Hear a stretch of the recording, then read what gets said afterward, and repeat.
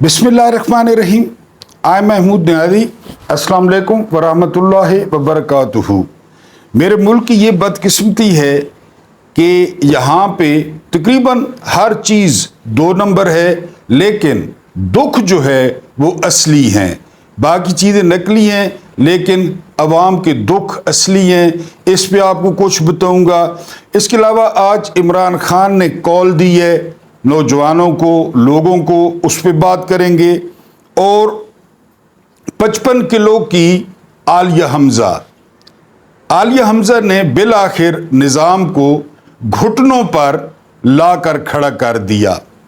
Gujranwala police ने, जो कि शाह से ज़्यादा शाह के वफादार हैं, जिनके घर जो है वो माएँ बहनें या बेटियां नहीं हैं, उन्होंने चैलेंज दिया था कि हम आलिया हमज़ा को और सनम जावेद खान को तोड़ कर दिखाएंगे।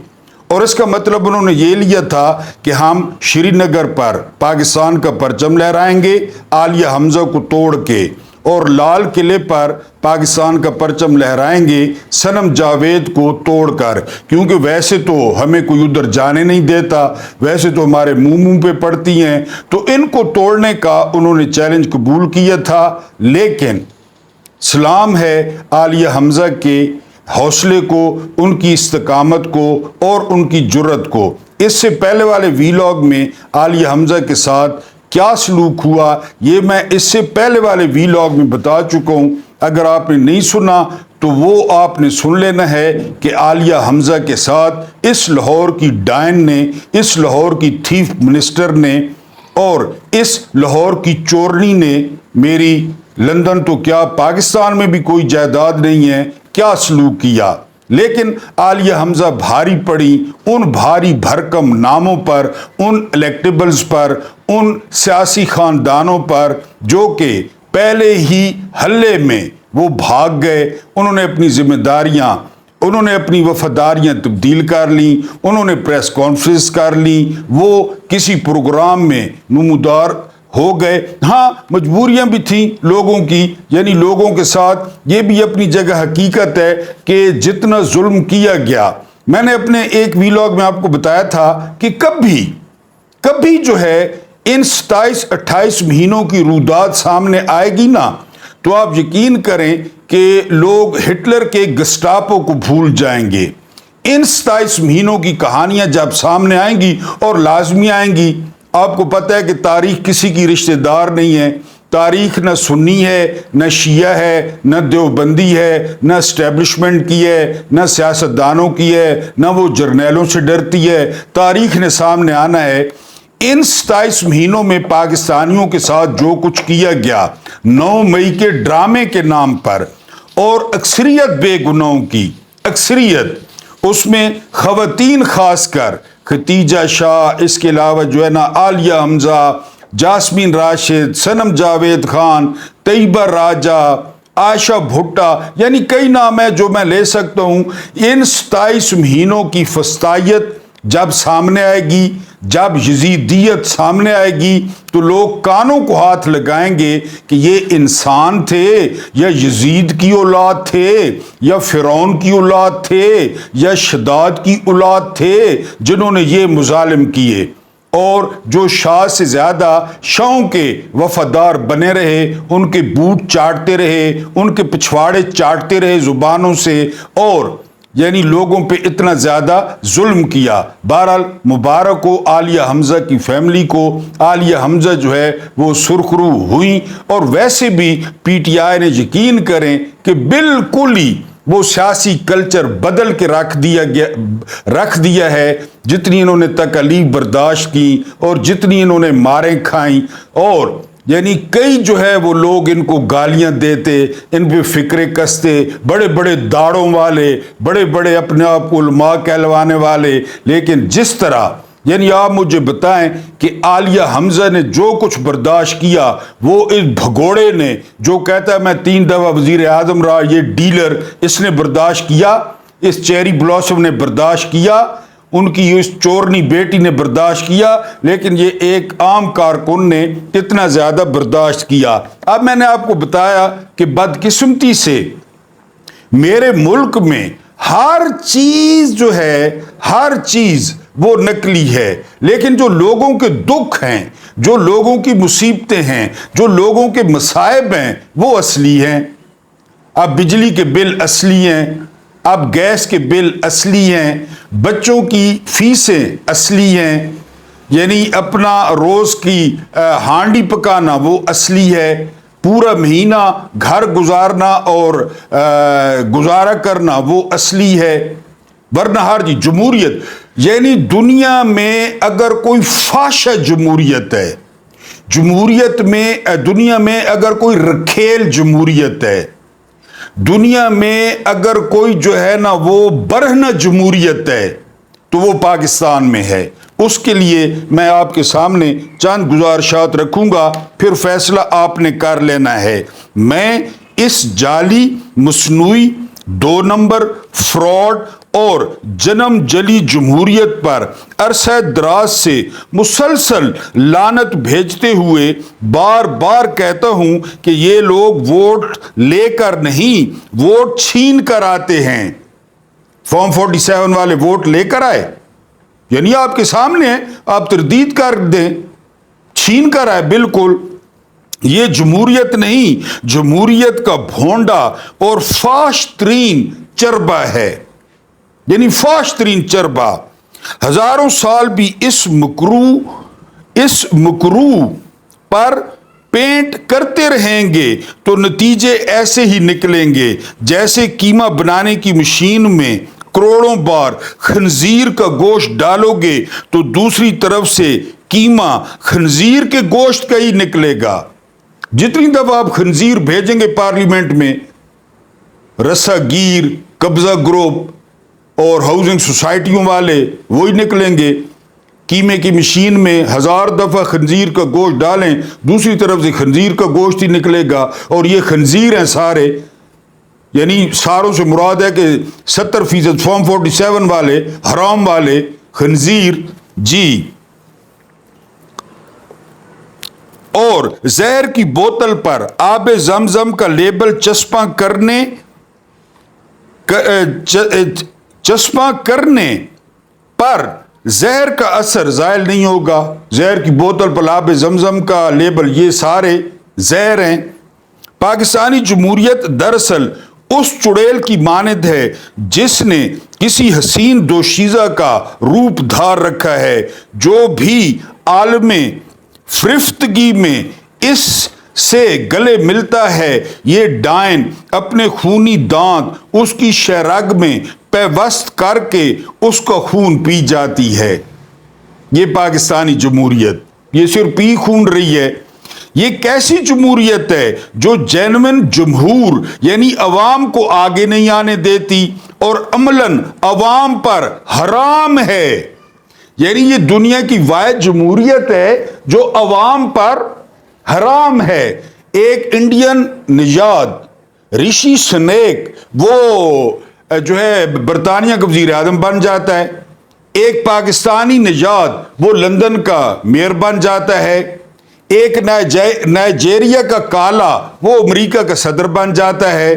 اس کو جمہوریت کہتے ہیں۔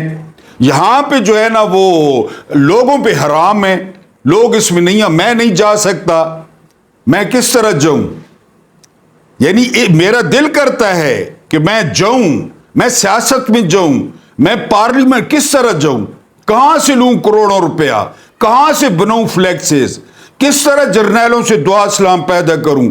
کس طرح جو ہے نا وہ پچھواڑا مانجھوں 2 مرلے کا باجوے کا، کہ مجھے بھی کس طرح میں کر سکتا ہوں؟ ڈگی میں نہیں آ سکتا کہ ڈگی میں بند ہو کر ملنے جاؤں۔ تو بہرحال عوام پہ حرام ہے۔ یہ کیسا جگاڑ ہے جس میں عوام صرف اور صرف ووٹ دیتے ہیں، ووٹ لینے کا تصور بھی نہیں کر سکتے۔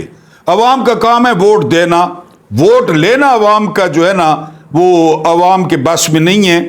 جب کوئی بچہ جمہوریت کے ڈیریل ہونے کی بات کرتا ہے جس طرح آج کل کر رہے ہیں، تو میں سوچتا ہوں کہ وہ خانہ خراب ڈیریل کیسے ہوگی جو سرے سے موجود ہی نہیں۔ یہاں جمہوریت موجود ہی نہیں ہے۔ یہ اب جمہوریت ہے، چلیں 2 نمبر ہی صحیح۔ وہ چاچا جو ہے نا وہ وزیر اعظم ہے اور بھتیجی جو ہے نا وہ وزیر اعلیٰ ہے سب سے بڑے صوبے کی، اور ان کے اوپر بھگوڑا بیٹھا ہے مری میں چھپ کے، وہ سارا کچھ کر رہا ہے۔ باپ، بھائی، بیٹی، آگے پھر سمدھی، پھر بھتیجے، پھر ان کی تو خیر وہ ہے نا لائن ہے جی۔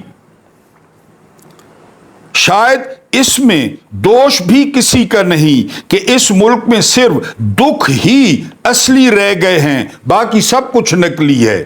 بتایا نا دکھ اصلی ہیں، یہاں صرف ذلت ہی جینون ملتی ہے، بھوک، جہالت اور بے روزگاری ہی خالص ہے، باقی ہر شے میں ملاوٹ ہے۔ تو جمہوریت کیسے اصلی، جینون اور خالص رہ سکتی ہے؟ ہر چیز ملاوٹ شدہ ہے، جمہوریت بھی ملاوٹ شدہ ہے، آپ دیکھ لیں۔ اور یہ جو بات بات پر اس بد شکل بد کردار کے ہاتھ پاؤں پھول جاتے ہیں، چیچک زدہ چہرہ زرد پڑنے لگتا ہے، اس کی ٹیڑھی بد حیت ٹانگیں بری طرح کانپنے لگتی ہیں، تو اس کی وجہ بھی صرف یہی ہے کہ یہ حرافہ اندر سے جانتی ہے کہ یہ وہ نہیں جو نقل کر رہی ہے۔ جمہوریت خود بھی جانتی ہے۔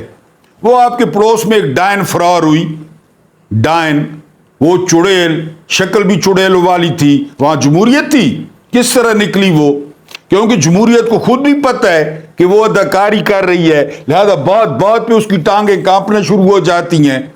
پاکستان والی جمہوریت جی، اس جمہوریت سے کچھ بھی حاصل ہونے کرنے کی توقع بالکل ایسے ہی ہے جیسے کہ کوئی گندی نالی کے پانی سے غسل کر کے یہ سمجھے کہ پاک ہو گیا ہے، یا زہریلا دودھ پی کر سمجھے کہ اسے توانائی ملے گی۔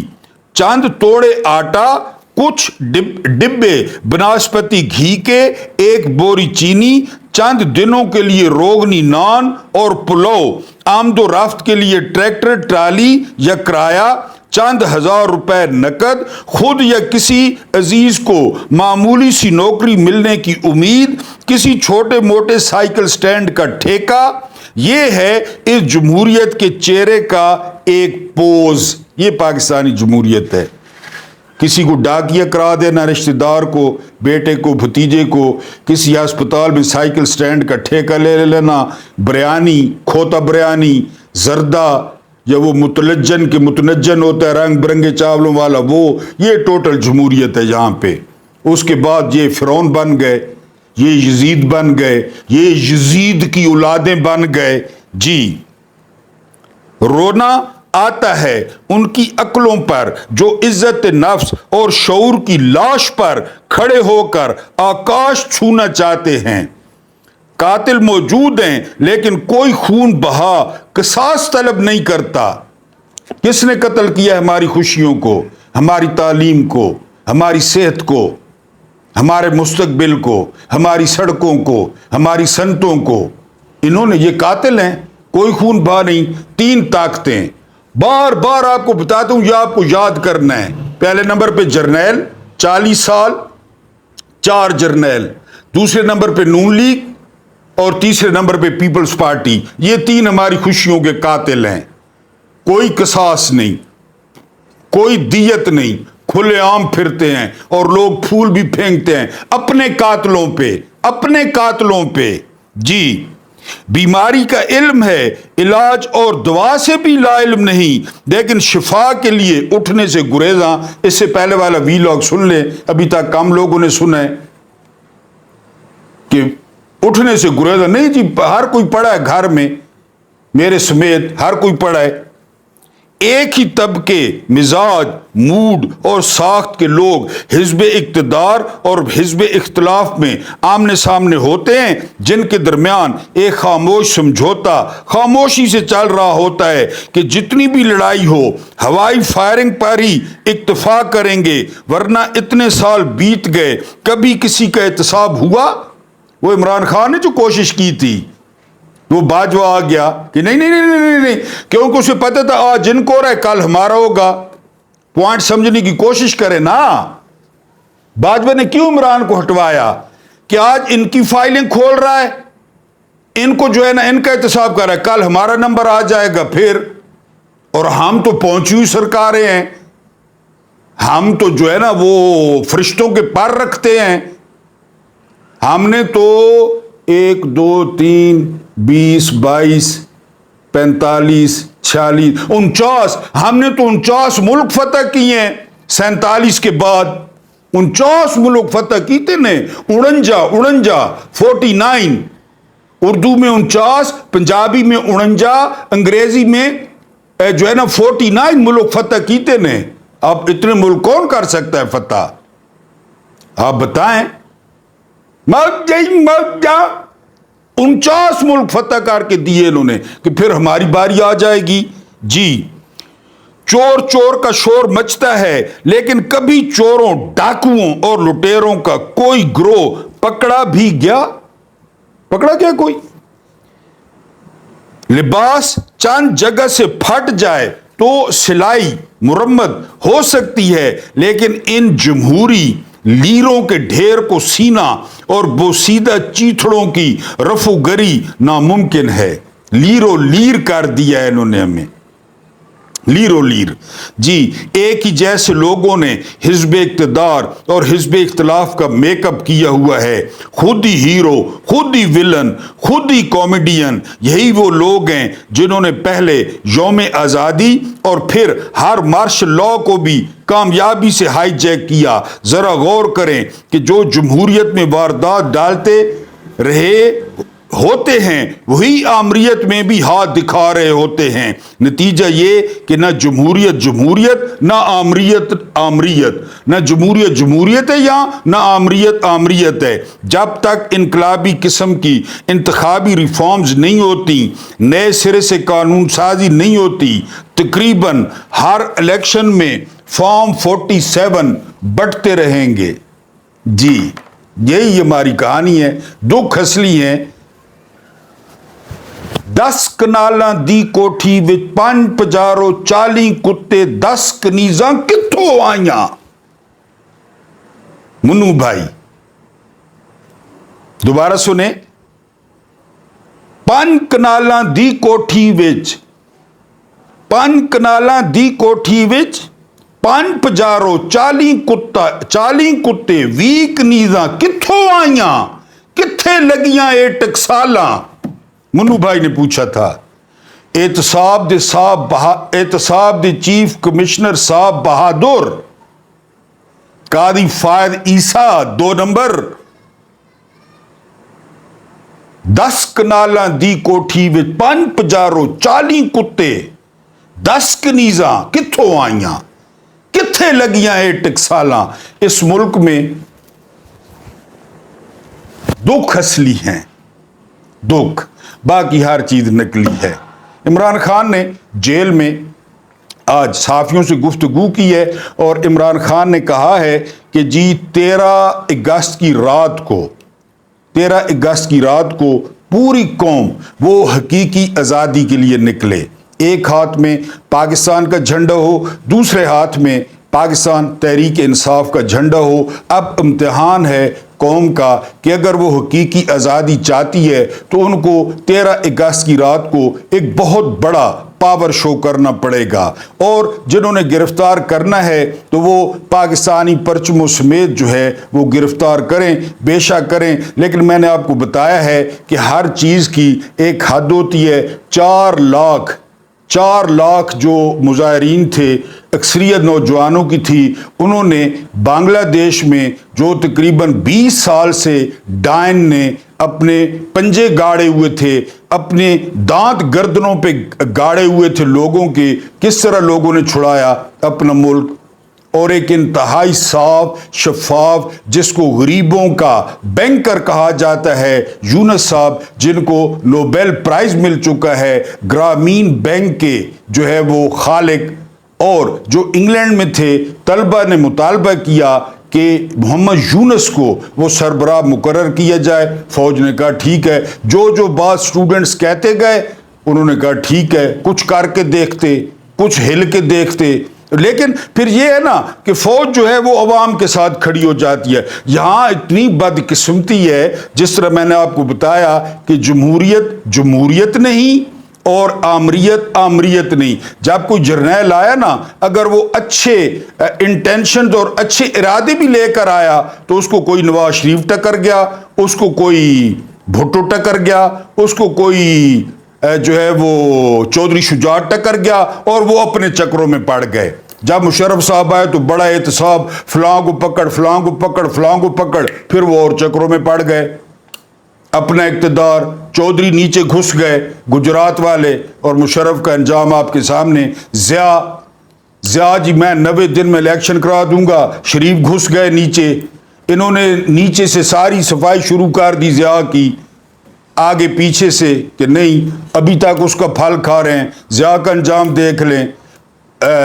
یہ ایوب اور یحییٰ بھٹو صاحب نے نیچے کا ٹھیکہ لے لیا کہ میں رنگ کروں گا، اور پھر آپ ان کا دیکھ لیں، ایوب کا اور یحییٰ کا. کیونکہ سیاستدان تو پھر گئے، نس گئے اپنے مفادات. پہلے یہ اپنے آپ کو روحانی بیٹا کہتے تھے ضیاء کا، آج کل ضیاء کو عامر کہتے ہیں نون لیگ والے.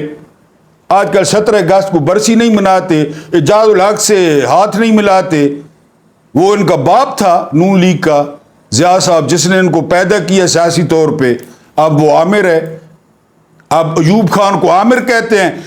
یعنی بھٹو صاحب ایوب خان کو ڈیڈی کہتے تھے، ڈیڈی، اور پیپلز پارٹی اس کو عامر کہتی ہے. پھر یہ سیاستدان اسی طرح کرتے ہیں، یعنی نچلا حصہ صاف کر کے، پینٹ مار کے، اور ادھر سے تبرک لے کے، اور پھر سائڈ پہ. ضیاء صاحب کے دور میں جتنا فائدہ اس خاندان نے اٹھایا، لاہوری خاندان نے، کسی نے بھی نہیں اٹھایا. اور آپ دیکھ لیں ضیاء کو پوچھتے ہی کوئی نہیں ہے. تو بہرحال یہاں پہ جمہوریت نہیں ہوتی، آمریت نہیں ہوتی. آپ لوگوں کو پیغام یہ دینا تھا کہ عمران خان نے آج جیل میں کہا ہے کہ 13 اگست کو نکلیں، اور واقعی نکلیں، تاکہ روڈ بھر جائیں. پورے ملک میں لوگ ہی لوگ ہوں، عمران خان کے لیے نہیں، اپنی آزادی کے لیے. یہ جو ہم ایک چنگل میں ہیں، یہ جو ہمیں غلام بنا دیا گیا ہے، یہ جو ہمیں کیپیسٹی پیمنٹ اور آئی پی پیز کا غلام بنا دیا گیا ہے، یہ جو پورا ملک مہنگائی اور بے روزگاری میں پس رہا ہے، جل رہا ہے، اس کے لیے باہر نکلیں. عمران خان کے لیے نکلنا ہے نا، تو عمران خان کے لیے نہ نکلیں، اپنے ملک کے حالات بہتر کرنے کے لیے نکلیں. خبریں اور بھی ہیں، انشاءاللہ ملتے ہیں اگلے ویلاگ میں. اللہ پاک آپ کو آسانیاں عطا فرمائے، آسانیاں بانٹنے کی توفیق عطا فرمائے. اللہ پاک آپ کے اور میرے مرحومین کی مغفرت فرمائے، ان کے ساتھ عدل کا نہیں رحم اور احسان کا معاملہ فرمائے. اور اللہ کریم آپ لوگوں کی روزیوں اور آپ لوگوں کے دسترخوانوں کو وسیع کر دے. مجھے برداشت کرنے کا بہت بہت شکریہ.